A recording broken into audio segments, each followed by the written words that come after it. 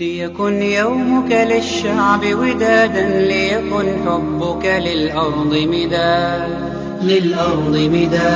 قلم أنت فكم عبرت عنا وبنيت المجد أطوادا شداد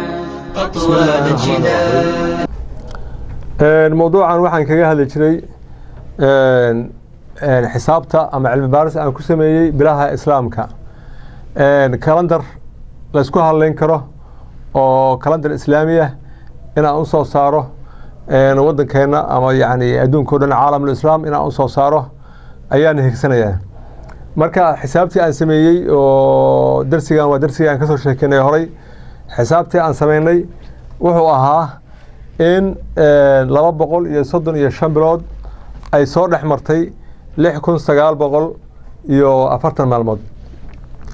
marka hadii la isku qaybsho marka hore horta xisaabta waa fududeeyay waxay noqotay labada geesood maalmihii iyo bilihiiba waxaan ka saaray 5 iyo 5 marka waxa soo dhaxmaray 47 bilood baa waxa soo dhaxmaray 1388 maalmood oo bilaha muslimka 47 waxa weeye waa bilaha islaamka marka la isku qaybsho waxaan helaynaa sidaan baan helaynaa waxay u helaysaa 29 maalmood waxa soo haraya 25 taasoo macnaheedu ay tahay bil kasta waxa weeye 29 maalmood 47 bilood baa waxa soo dhaxmaraysa 25 maalmood taasoo macnaheedu ay tahay 47 biloodba 25 baa waxay ku dhamaadaan 30 47 biloodba 25 baa waxay ku dhamaadaan 30 maxaa soo haray markaas 22 baa soo haray 22 kaas bilood waxay ku dhamaadaan 29 marka xisaabtan waa xisaabta yaani magaranaysa ugu saxsan oo bilaha islaamiga sida anigu magaranaysa yaani aan ku helay baaritaanka aan ku helay marka tan waxa ka hor imaanaya qorax dhaca waxaan soo sheegay qoraxdu mar inay dhacdo 12 iyo barka marna inay dhacdo 12 marna inay dhacdo 12 iyo 25 waayahay 12 waxa weeye waa meel dhaxaad bay waxa u tahay markaan iyo markaan bay meel dhaxaad u tahay marka 12 bilaha dhasha oo islaamiga ah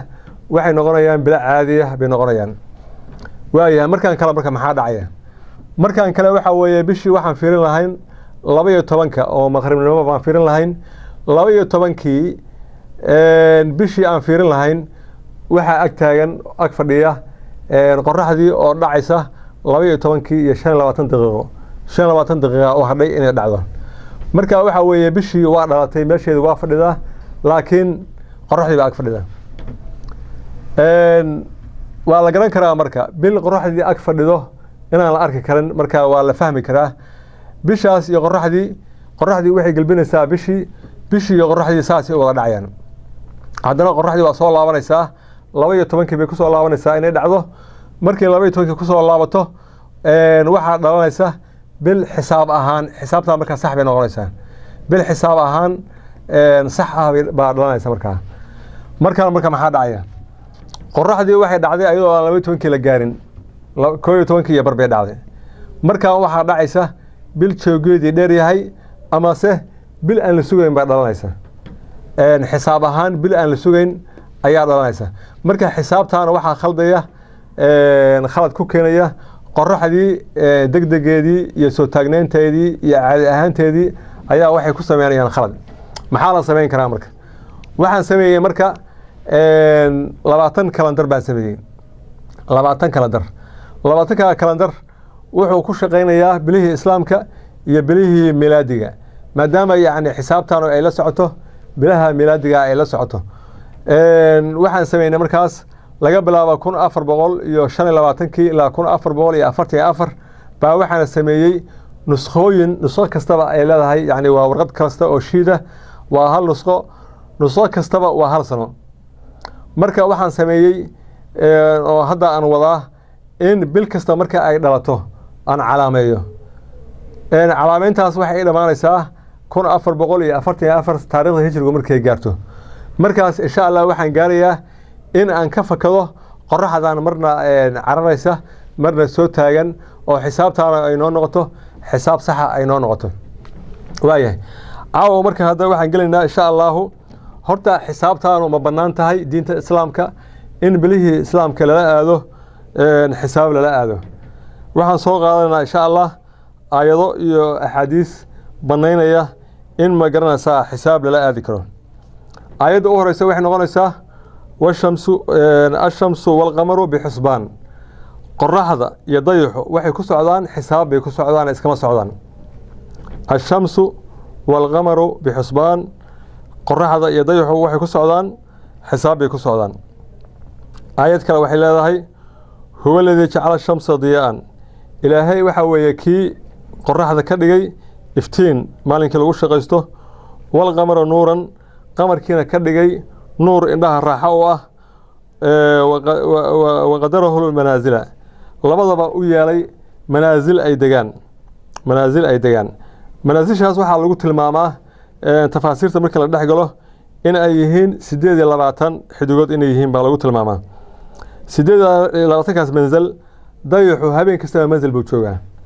dayaxu habeen kastaba wuxuu joogaa manzal marka hadda bishii waxa weeye waa 30 ama 29 weeye manaasishiina waa 28 seebay isu keenayaan marka waxay isu keenayaan marka ay magaranaysaa muxuu ahaa bishu dhalanayso qoraxdu bishu waxay la fadhidaa manzal bay la fadhidaa kamid ah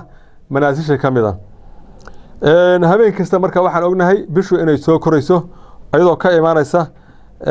galbeed oo u socota bari u socota habeen kasta waa soo koraysaa inta ay soo korayso baa waxaa dhacaya laba manzal baa dhacaya labada manzal مثال مناسيش مقعوش waxaa la yiraahdaa shardiin mid baa la yiraahdaa badiina mid baa la yiraahdaa surayana mid baa la yiraahdaa suraya af Soomaali ahaan waxaan u naqaanaa ururta ayaan u naqaanaa manzal bay kamid tahay manaasish kamid tahay marka inta ay socdaan bishu inta ay u socoto bari ay u socoto waxa dhacaya shardiin iyo badiin baa dhacaya oo waxay la fariisanayaan qoraxda la fariisanayaan xidigu markii la fariistaan qoraxdana lama arko bisha dambe oo dhalanaysa waxay ka dhalanaysaa xidiga ay la fadhiday habeenkii ahay 3 bay la fariisanaysaa oo labadii xidigood oo dhacay kii koowaad oo bilkowda ay la fadhiday bishii hore waxay la fariisanaysaa 29 habeenka ku xiga oo 30 kana waxay la fariisanaysaa tii ay la fadhiday muxuu ahaa 30 habeenka hore oo bisha cusub oo dhalaysana wuxuu la fariisanayaa xidigii 3 bishii hore ay la fadhiday bay la fariisanaysaa marka huwa aladii jacala shamsa diyaa'an alla waa kii nooga yeelay qoraxda iftiin weyn oo aan ku shaqaysano wal qamara nuuran dayaxana nooga dhigay iftiin indhaha raaxo u ah waqadarahu manaasila oo u yeelay haddana manaasil ay fariistaan dayaxa iyo qoraxda waxa kale oo waliba manaasil ay u yihiin xidigaha la yiraahdo sayaarinta oo ay ka mid tahay cudaarkii iyo mushtarkii ay ka mid yihiin xidigahaas xataa waxay u yihiin manaasil ilaahay wuxuu musaa u yeelay litaclamu cadada siniina wal xisaaba saa u ogaataan sanooyinka maartay la tirsanayo يعني qofku intee sana u jiraa sheekadii noocaas oo waagaas dhacday meeqa sana laga joogaa la taclamu cadada sinina saa ogaataan tirooyinka sanadaha iyo wal xisaaba marka hadda barnaamijkan meesha aan uga dalnahay waxa weeye wal xisaaba la taclamu al xisaaba inaad ogaataan xisaabta xisaabtii marka ilaahayna ma siin ayadoo iska diyaarsan oo magaranaysa muxuu ahaa saaro kale loo xisaabshay laakiin anagaana loo diray la taclamu inaad ogaataan cadada sinina wal xisaaba tirada sanooyinka iyo xisaabta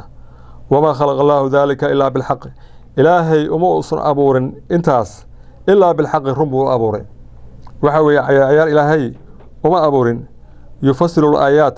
ilaahay wuxuu noo kala saarayaa noo kala dhigayaa aayadaha iyo u kala dhigayaa laqoomin yaclamuun cidii garanaysa cidii wax garanaysa qalbigeedu wax weelayn karo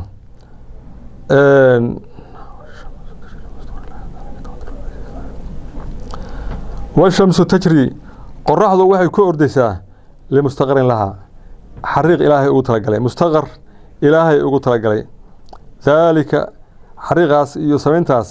تقدير وقدرات الله العزيز الله غالب كها العليم أقونت بلنا وياه أيداس يلباس أيضا وحن كفايدة سني إن لحسابين كره إن لحسابين كره بليه إسلامك إن لصور حسابين كره حديث بهال كان وحول لي هاي وصنع أوسو دليشانيو إن حساب لا آذي كره بلها إسلامك عن ابن عمر waxaa laga wariyay inuu nabigu yiri sallallahu alayhi wasallam inna ummatun ummiyatun anagu waxaan nahay ummad ummi ah anagu waxaan nahay ummad ummi ah ummi waxa weeye yaani aqoontooda hooseyso tan uu ku fasiraya la naktub wax ma qorno wala naxsub waxna ma xisaabino marka halkaas maxaa ka imaanaya hadii wax la xisaabin lahaa oo xisaabihii hadda maanta heerka maanta xisaabta laga joogo hadii waagaas la gaari lahaa waxa weeye mar hore hawsha la gali lahaa oo mar hore la diyaarin lahaa laakiin maxaa diiday xisaab waagaas lama aqoon la naktub wala naxsub ayaa diiday markaas wuxuu tilmaamayaa bilahu si u dhashaan ashahru haakada wa haakada wa haakada nabigu waxa weeye 10 ka farood buu saa u tilmaamay haakada wa haakada wa haakada soddon bay noo tilmaamaysaa soddonkaas marka tan u dambaysa wuxuu laabay suulkii buu laabay marka suulkaas muxuu u laabay yaani waxa weeye inay bishaas tahay 29 wa shahru haakada wa haakada wa haakada taasna wuxuu uga dan lahaa tamaamu 30 soddon dhameystiran marka xadiiskan macnaheedu waxa weeye biluhu waxay noqdaan 29 waa noqdaan soddon waa noqdaan way macnaheedu marka maxaan ka qaadanay la naktub wala naxsub hada wax ma qorno hada wax ma xisaabino hadii xisaab la aqoon lahaa in la xisaabin lahaa waxaan kala soo galaynaa xadiis kale oo la yiraahdo Kurayb xadiis Kurayb la yiraahdo xadiiskan iyo baaritaan kale oo sidan oo kale aan sameeyay baa isna insha Allah aan idin soo akhrin doonaa عن كريب صحابي كريب اللي هذا أن أم الفضل بنت الحارث بعثته إلى معاوية بالشام بنت الحارث وحي ودلي أم الفضل بنت الحارث وحي ودلي معاوية والشام شوقة أيه هول وقدر قال وحي يري قدمت الشام وحن تجي شام بان تجي فقضيت حاجتها وحن أصر لما يستري هوشي لا يدري بان أصر لما يستري واستهل علي رمضان وحا إيبلتي رمضان وأنا بالشام أنا والشام شوقة وحا إيدا شيء بشي رمضان بأيدلتي فرأيت الهلال بشي بان أركي ليلة الجمعة بشي بان وحا أركي هبين جمعة أي سوق ليسو مركة جمعة أي واحد هاي كودي رمضان ثم قدمت المدينة ماشي أن كتجي بان كسر لابتي ومدينة أهيد ثم قدمت وحن كسر لابتي المدينة في آخر شهر بشي رمضان أو يقول له الشام آخر كذي بان وحن كسر لابتي مدينة فسألنا عبد الله بن عباس رضي الله عنهما يسقي يا أبيه الله رالك نقضي عبد الله بن عباس با يويديي سؤالو يويديي أو كسابسن الشام ثم ذكر الهلال مركز صوح حصي بشي أيو حصي فقال إسوه له متى رأيتم الهلال قرمات بشي أركتين رمضان فقلت وحن كوئل رأيناه بشي وحن أرقني ليلة الجمعة هبين الجمعة سوق لسان بشي أرقني فقال وحوير أنت رأيته ماذا أركي فقلت نعم ورآه الناس وحاول بأركي دتكي بأركي ورآه الناس وصاموا ويصومين وصام معاوية كان مدح الشام كمدنا وصومي فقال وحويره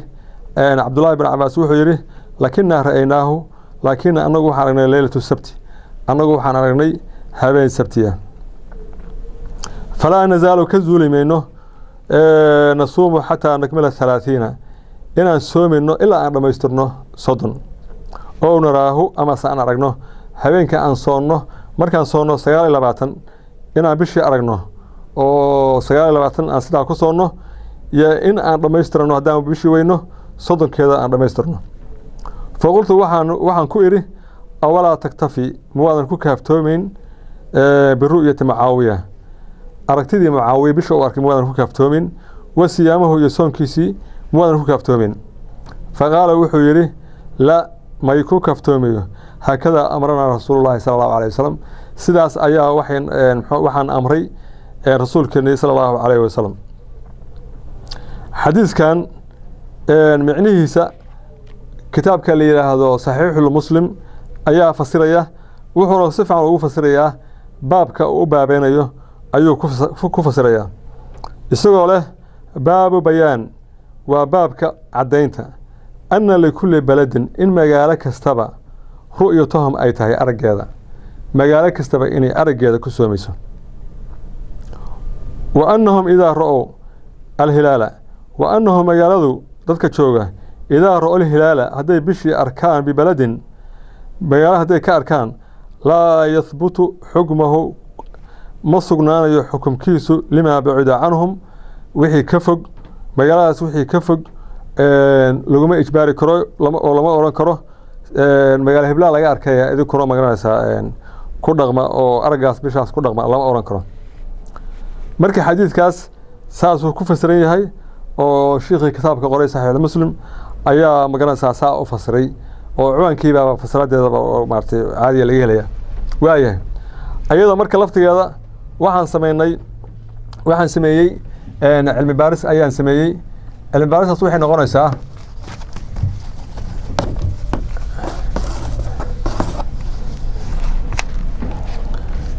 علم بارسة وحي نغنيسا هبينك أقوه رأيه بتالبا وحان أقاذي بالكو يربع أركي بالكو ير أيان أركي بالكو داس قرح ذا وحي قدم بيسي كنتن إيا 6 دقيقة بالكو داس waxay ahayd bilkow aad u yar bay ahayd qorraxdana waxay godka uga dambeysay كنتن إيا 6 دقيقة macnaha markii qorraxdu dhacday baan qoray bishu markii dhacdana waan qoray waan kala gooyay farqiga u dhaxeeyay maxay noqotay كنتن إيا 6 دقيقة habeenkaas habeenkii labada ahaa isna waxa weeye sidaas oo kale ayaan u qoray waxay noqotay 1 saac iyo 24 هل ساعة يو لباتني أفر هل ساعة يو لباتني أفر بينوت وين كلا جوي مركا إن كلا جوي واحد صباح هذي سديد لباتن دقيقة واحد صباح هذي سديد لباتن دقيقة مركا واحد أنا كراه بالكو بيش أوير يبلغ بيش أوير فرق أول حياة وحويه سديد لباتن دقيقة سديد لباتن كاس دقيقة أيام واحد أقيب شيء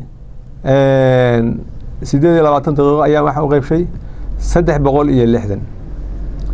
دقري 3 دقري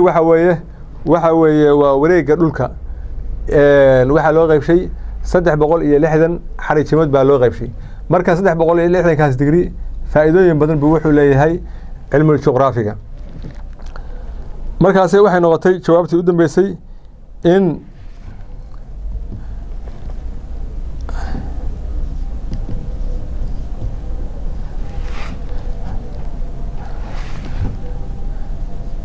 9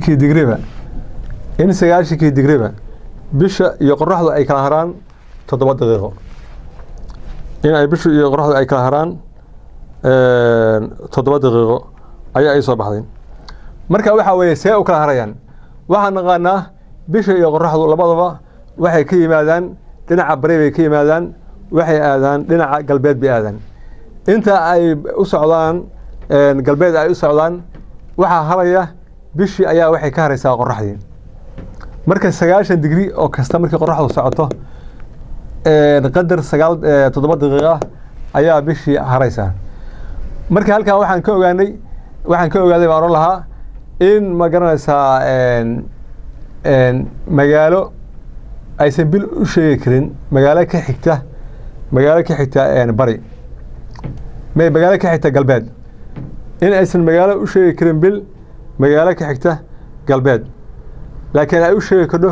magaalo ka xigta مثالبا بيدبا oo kale waxa weeye waxay magaranaysaa muxuu ahaa ay u sheegi karaa xamar waa u sheegi karaa laakiin ayada wixii ka xiga qorax u dhac uma sheegi karto bisha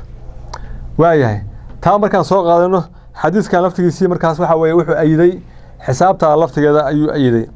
waayahay meesha la yiraahdo Sham iyo meesha la yiraahdo misaal ba waagi hore la oran jiray al-Hijaaz ardul Hijaaz la oran jiray waxa weeye ardul Hijaaz baa wuxuu xigaa bari Shamna waxay xigtaa galbeed bay xigtaa marka Sacuudigu ama muxuu ardul Hijaaz uma sheegi karo bisha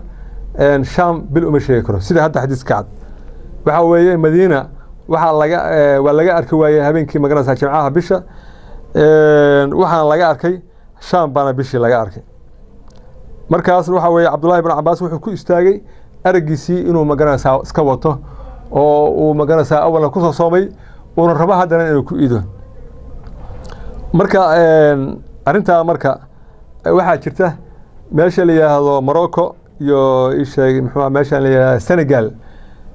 labadaas waxa weeye Yurub oo qoraxdii ka dhamaatay Yurub oo dhan oo qoraxdii ka dhamaatay baa labadaas qoraxda u soo jeedaa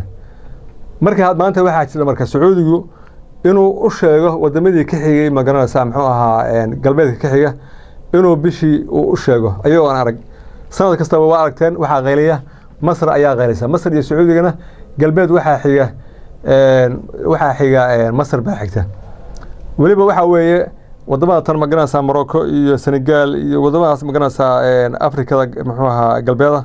ayaa Sacuudigu bisha u sheegaa mana dhici karto Sacuudigu wuxuu u sheegi karaa wadamada ka xiga bariga ka xiga sida Kuwait oo kale Imaaraadka oo kale iyo meelahaas wadamadaas buu u sheegi karaa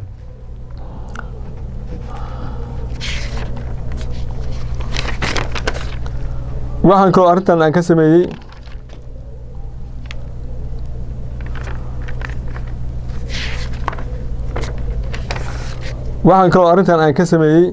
xisaab yara Soomaalidu waxay taqaanaa xisaabtan la yiraahdo xisaabtan waxay rubciyeenta sokorta si fiican waxaan u naqaanaa rubciyeenta sokorta waayahay midaan waxaan ka soo qaaday eber dhibic konton iyo lix waxaan ka soo qaaday bilkow sax midaana waxaan ka soo qaaday doonaa bil labo sax ama se bil labo bisha ugu yar waxa weeye bilkow bisha ugu yar waa bilkow bisha ugu yar tana waxa weeye bil labo bisha ugu yar weeye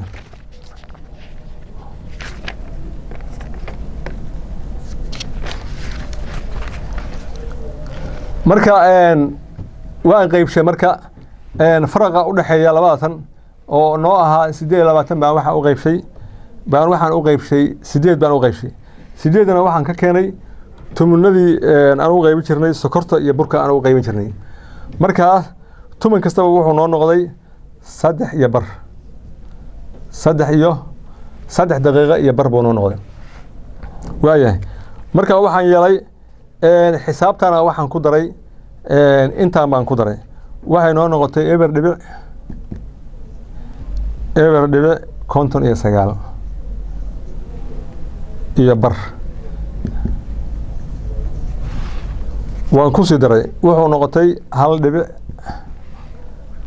iyo 3 daqiiqo hal saac iyo 3 daqiiqo waan ku sii daray wuxuu noqday hal saac iyo 6 daqiiqo iyo bar waan ku sii daray wuxuu noqday hal saac iyo 10 daqiiqo hal saac iyo 10 daqiiqo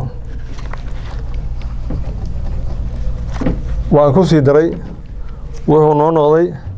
hal saac iyo 13 bar waan ku sii daray wuxuu noo noqday hal saac iyo 17 daqiiqo waan ku sii daray wuxuu noqday hal saac iyo 20 daqiiqo iyo bar waan ku sii daray wuxuu noqday hal saac iyo 24 marka waxaan ka wadaa inta marka macnaheedu waxa weeye midana waxa weeye bilkow sax weeye qoraxda waxay ka dambeysay bishaasu 56 daqiiqo haddii qoraxdu ay ka dambayso 59 daqiiqo iyo bar hadday ka dambayso maxaan ku sheegi karnaa waxaan ku sheegi karnaa bilkow iyo tumun waxaan ku sheegi karnaa bilkow iyo tumun haddii ay magaranaysaa haddii ay hal saac iyo 3 daqiiqo ay ka dambayso waxaan leenahay bishaas waxa weeye bilkow iyo rubuc haddii ay ka dambayso intaa waxaan leenahay waa bilkow iyo 3 tumun haddii ay ka dambayso intaa waxaan leenahay waa bilkow iyo nus haddii ay ka dambayso intaas waxaan leenahay bilkow iyo 5 tumun hadday intaa ka dambayso waxaan leenahay waa bilkow iyo 3 rubuc hadday ka dambayso intaas waxaan leenahay waa bilkow iyo 7 tumun hadday intaa ka dambaysana maxay awal noo ahayd bilaba sax marka waxaa jira xadiiskan baa haddana isna wuxuu leeyahay waxaa la yihahdaa xadiiskan waxaa weeye waxaa laga wariyey can abi bakhtariyin qaala wuxuu yidhi kharajnaa lilcumra waxaan u baxnay cumraan u baxnay falamaa nazalnaa bibadni nakla meesha la yihahda markaan degnay qaala wuxuu yidhi taraa'ayna alhilaal waxaan istusnay bil baan istusnay faqaala bacdulqowmi raggeennii qayb ka mid ah waxay ku sheegeen huwa ibnu 3 bishaasu waa bil 3 bay ku sheegeen wa qaala bacdulqowmi raggeennii qaar ka midna waxay yidhahdeen huwa ibnu leylatayn bishaasu waa bil 2 waxaa loo kala jabay yacni weyninkeeda intii lala yaabay baa waxaa la yidhi waa bil 3 iyo bil 2 weeye qaala wuxuu yidhi falaqaynaa waxaan la kulannay cabdullaahi ibnu cabaas baan la kulannay faqulnaa waxaan u sheegnay oo aan nidhi innaa ra'ayna alhilaal waxaan aragnay bil faqaala bacdulqowmi dadka qaarkood waxay yidhahdeen qayb naga mid waxay yidhahdeen huwa ibnu 3 waa bil 3 weeye wa qaala bacdulqowmi rag naga midna waxay yidhaahdaan huwa ibnu leylatayn weeye bay yidhahdeen faqaala ayu leylatin ra'aytumuuhu cabdullaahi wuxuu yidhi aya leylatin ra'aytumuuhu habeenkee baa bisha aragteen qaala wuxuu yidhi faqulnaa waxaan nidhi leylatu kada wa kada habeenkii noocaas ahaa baan bishaa aragnay faqaala wuxuu yidhi ina rasuulullaahi sala allahu calayhi wasalam nebigii sala allahu calayhi wasallam nabadgelyo naxariis ku sahaatee qaala wuxuu yidhi ina allaaha ilaahay maddahu liru'ya haddii bishu ay weyn tahay ilaahay baa arag u waasiciyey fa huwa bishu leylatin ra'aytumuuhu habeenkii aad aragtaan kow ka yeesha saasay kow ku tahay habeenkaas bay kow ku tahay marka waxaa weeye xadiiskan badanaa waxaa hadda aragnaa Soomaaliya in laga soo jeedo oo laga soo horjeestay oo dadku markay bisha arkaan ay hore ka qiyaasaan oo yiraahdaan caawa 2 weeye taas waa badan tahay wadanka aad bay ugu faaftay weegi reer baadiyaha la ahaana waxa weeye bisha waxay noo ahayd bil tooman iyo gardhalad bay noo ahayd tooman iyo gardhalad bay noo ahayd tooman iyo gardhalad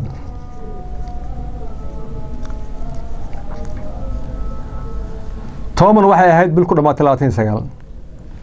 gardhaladna waxay noo ahayd bil ku dhamaatay 30 bisha 30 ku dhamaatay waxa weeye dabcan waxa weeye sidii loo aan aqoon jirnay waxa weeye bil weyn bay ahaan jirtay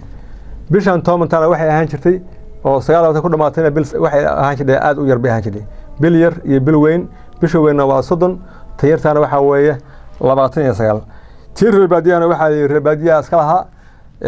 hal laga ilbaxo baa la yiri marka bal xisaabtan aan ma garanaysaa muxuu ahaa ayadana bal hadii wax lagu garan karo baan u diyaarshay inta asaas hadda fasaladeeda waqtaas aan sheegay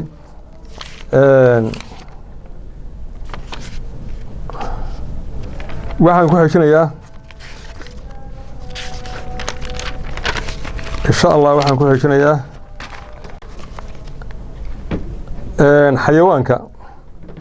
xayawaanku inay yaqaanaan xisaabta sanadaha ama xilliga lagu jiro in ay xayawaanku ay yaqaanaan marka xayawaanka waxaan soo dilashanayna ayadana ayadan wama mid daabatin ma jiro wax ku tukuba dhulka ma jiro fil ardi wala daa'irin yadiru bi janaahihi iyo shimir ku duula garbihiisa ma jiro ilaa haday jiraan umamun amsaalakum wa umada idinkoo kala macnaha bini'aadanka ayay la mid yihiin macnaha marka waxa laga wadaa sida ay u noolanayaan qaabka noloshooda waxa weeye waa diyaarsadaan oo waxa weeye magaranaysaa muxuu ahaa ilmahoodii iyo xilligii ay ku shaqeyn lahaayeen iyo xilli kasta sidoo ahaa iyo shaqadii ku aadin lahaayeen waxa soo dhanba waxa weeye waa diyaariyaan midaalba markaan soo qaato mahmaa waxa la yiraahdaa atoor sagaaro ubadkiis abaar ma dhigo atoor sagaaro ubadkiis abaar ma dhigo waxa weeye mahmaada Soomaaligana waxa weeye waxay noo taagnayd booska sayniska ayay noo taagnayd oo waxa weeye wixii waay aragnimo oo Soomaalidu ay hesho waxay dul saari jiray mahmaha bay dul saari jiray sida mahmahadan oo kale waxa la mid oo kale ayadana baalkan la yiraahdo faranfarka waa kan godka marqota oo ciida ka fakfagsiya xilligaas uu godka qodanayo wuxuu ku aadan yahay waqti jilaal waqti magaranaysa muxuu ahaa kaliil ah oo roobkii soo dhow yahay ayuu ku aadiyaa marka waxa weeye waqti kasta iskama qodo waxa la mid ah baalkan la yiraahdo awagudda waxa weeye xilligii roobku soo dhow yahay waxay banaysaa godkii qashinkii ku jiray bay ka soo banaysaa sida gocsadii oo kale banaankii soo dhigtaa ayadoo u diyaarinaysa miro cusub inay geliso godkii inay ku xareyso saasa marka waxaad arkaysaa meel kasto amadid waxaad arkaysaa meel kasto amadid waxaad arkaysaa awagud magaranaysaa soo saadhay qashinkii soo saadhay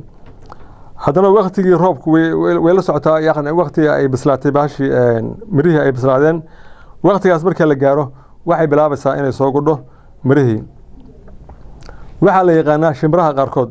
inay magaranaysaa u guuraan qaarado ay ka guuraan waliba waxa weeye guuritaankaas marka la fisho waxay ku xiran yihiin xilliyada xilliba qaarad bi u guuraan waxa weeye xilligaas waxa fiican inay qaarada tagaan xilligana waxa u fiican inay qaarada tagaan waxa cajiiba baashaan la yiraahdo abasulwaleyda waxa weeye inta jilaalka ay tahay waxay fuushaa geed bay waxay ka fuushaa xaaladda u sareysa ayay ka fuushaa xilliga roobku markuu soo dhow yahay awal waa sii jeeday waa soo jeestaa oo dabadii bay kor aadisaa afkana hoos bay soo aadisaa maalinta ka dambaysa markuu roobku xilliga roobaadka markuu soo dhawaadana waa soo dhawaataa salka habeenkii u soo dhawaato waxa weeye waxa la ogaaday inay dhibicii roobka uu soo dhow yahay ayaa la ogaaday waxa la mid ah rahab baa la mid ah waa isxabaalaa isagu inta magaranaysaa muxuu ahaa lagu jiro magaranaysaa muxuu ahaa jilaalka waa isxabaalaa marka xilliga roobka uu soo dhow yahay baa isna waxa la arkaa rahiyo badboodaya ayadoo weli roob uusan deeyin baa waxa la arkaa rahiyo badboodaya waxa la mid ah xayawaanka diidiinka isna baa la mid ah geedaha kan magaranaysaa ballaarta ayuu hoosta ka galaa waqtigu isna magaranaysaa roobka uu soo dhow yahay buu banaanka u soo baxaa insha Allah waxaan ku xijin doonaa hal qaybtii u dambeysay ayaan ku xijin doonaa hadda waxaan qaadanay 3 qaybood baan qaadanay oo ku saabsanaa barnaamijkan bilaha islaamka iyo xilliyada ku saabsanaa insha Allah hal qayb baan noo hadhay qaybtaasna waxa weeye markaan fursad u helno ayaan qaadanaa insha Allah assalaamu calaykum waraxmatullaahi wabarakaatuh ليكن يومك للشعب ودادا ليكن حبك للأرض مداد قلم أنت فكم عبرت عنا وبنيت المجد أطوادا شداد